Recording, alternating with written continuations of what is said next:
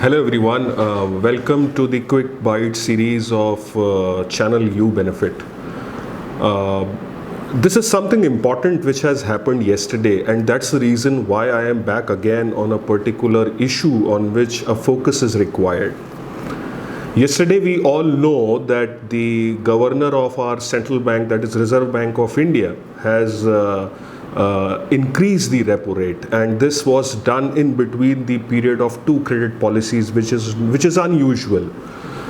अगर आप हिस्ट्री देखेंगे तो ये पहली बार हुआ है कि दो क्रेडिट पॉलिसी पीरियड के बीच में रेपो रेट को बढ़ाया गया हो. ऐसा क्या अर्जेंट हुआ था, ये ठीक है कि नहीं है? I have a different opinion on this. When I say different opinion, that means what has happened yesterday, I don't agree with that. अगर मैं ये कह रहा हूँ तो इससे आप ये मतलब बिल्कुल मत निकालिए कि मैं अपने आरबीआई गवर्नर के किए हुए काम पर कोई क्वेश्चन मार्क लगा रहा हूँ. No, it's not like that. Ultimately economy में सबकी अपनी ओपिनियन होती है, and I have appreciated our governor lot of times in the past, and still I appreciate him the way he handles the economy. But still इस बार मेरी opinion उनसे थोड़ी सी डिफरेंट है. डिफरेंट टाइमिंग को लेकर है. टेक्स्ट बुक्स कहती हैं कि जब इन्फ्लेशन बढ़ेगा तो रेट ऑफ इंटरेस्ट को बढ़ाना पड़ेगा, इन्फ्लेशन यानी महंगाई को कम करने के लिए.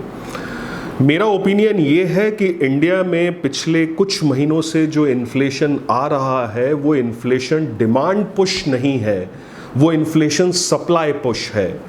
इसका मतलब ये हुआ कि ऐसा नहीं है कि लोग बहुत ज़्यादा कंजम्पशन कर रहे हैं इस वजह से महंगाई बढ़ रही है. नहीं, ऐसा नहीं है. महंगाई इसलिए बढ़ रही है बिकॉज मटेरियल्स के कॉस्ट बढ़ रहे हैं, कॉस्ट ऑफ इनपुट बढ़ रहा है, सप्लाई में उतना प्रोडक्शन नहीं हो पा रहा है, प्रोडक्शन शॉर्टेज है. तो जब सप्लाई साइड इन्फ्लेशन होगा तो मुझे लगता है कि ये थोड़ी सी जल्दबाजी थी कि हमने रेट ऑफ इंटरेस्ट को बढ़ाकर उसको कंट्रोल करने की कोशिश की है. आप देखेंगे कि जीएसटी के कलेक्शंस लगातार बढ़ रहे हैं, और उसके बाद अगर हम रेट ऑफ इंटरेस्ट बढ़ा रहे हैं यानी कि हम कहीं ना कहीं ग्रोथ को कॉम्प्रोमाइज़ करने को तैयार हो रहे हैं.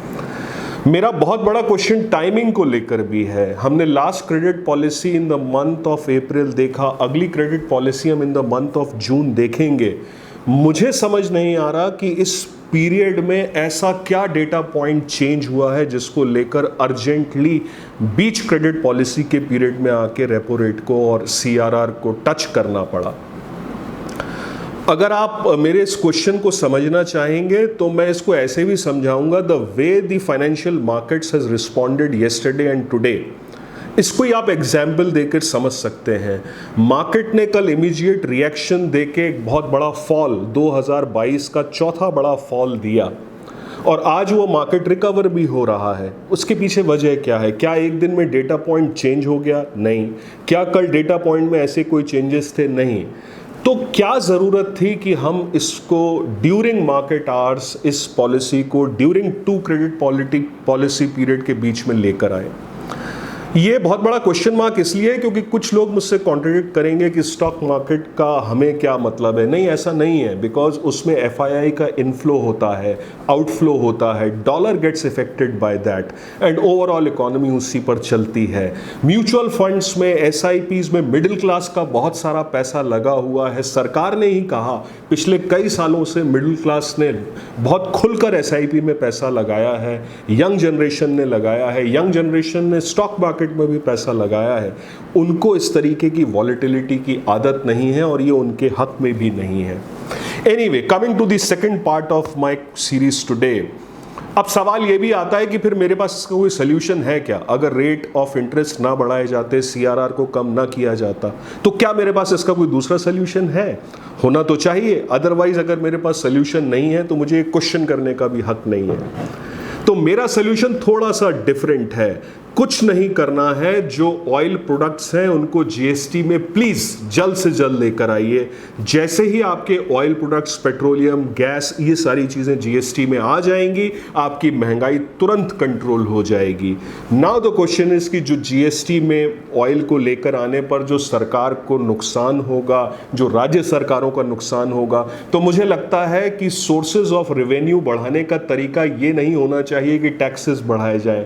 सोर्सेज ऑफ रेवेन्यू बढ़ाने का तरीका होना चाहिए कि कैपिटल एक्सपेंडिचर करके, सप्लाई बढ़ा के, कंजम्पशन एंड डिमांड बढ़ा के सरकार अपना जीएसटी कलेक्शन जो अभी 1.68 लाख पर मंथ कर रही है, उसका टारगेट क्यों ना 2.5 लाख करोड़ रुपए कर दिया जाए। और ये होगा भी, और ये बड़ा पॉसिबल है, आसान है।